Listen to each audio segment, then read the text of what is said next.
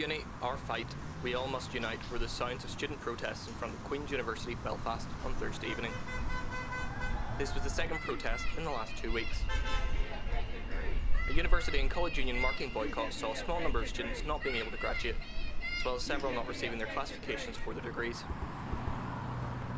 A cohort of students took it upon themselves to show their annoyance with how the university have handled the situation. These students do back the staff strikes that have been happening for the past number of years by UCU members at Queen's. My name is Cialan McNally. My background is I've been a student at Queens University Belfast here for the past 4 years. I'm now a final year PBE student, Politics, Philosophy and Economics. Due to graduate on the 30th, but given the nature of the situation with the strikes and the university's response, I've been informed that I will not be graduating with a classification along with 760 other students who work tirelessly for their degree. The background is the response that Queens have had to the strikes and the fact that there has been a need for strikes in the first place. That's a problem with the higher education system and the funding structure. But really why we're here as students is that we've been left out of the conversation and we are now in receipt of the bad end of the deal. Where almost over a quarter of all graduating students are going to be graduating with their classifications that they've worked so hard for. So our aims then are for, as students, to get the degrees that we earned, that people worked for Queens to negotiate with the strikers. And I understand that their party line, their retort has been that it's a national dispute, but really Queens is one of the first universities to get their results, and so it's important that we set a precedent here that students are going to lie down and accept this. And the other aim as well is for transparency in how these things are happening, so the university hasn't involved us in any of these discussions or this decision making process.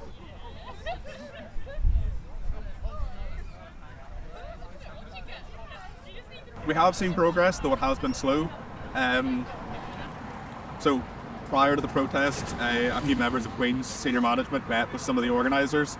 In that meeting, we were able to air our grievances.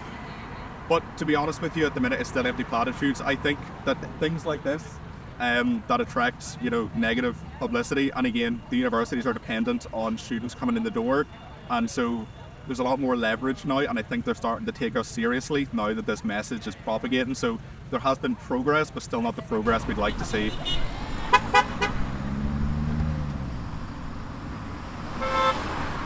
We're going to have to see a resolution. No resolution is unacceptable.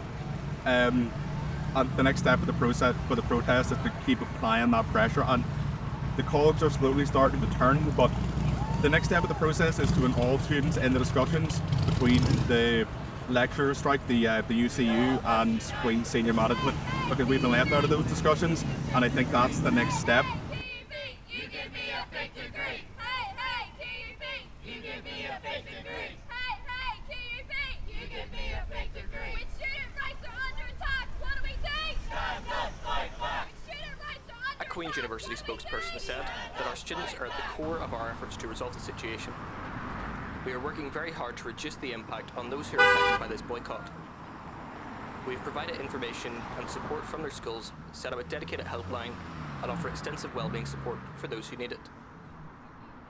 We are limited on what we can do given this UK-wide strike, but we are doing everything we can to resolve the situation. We have reached out to unions and made offers to reach a local agreement in relation to the marking issue, but these were not accepted. We will continue to engage in the hope that we can find resolutions. A third protest will be taking place outside the Lanyon building on Wednesday the 28th of June at 5 o'clock.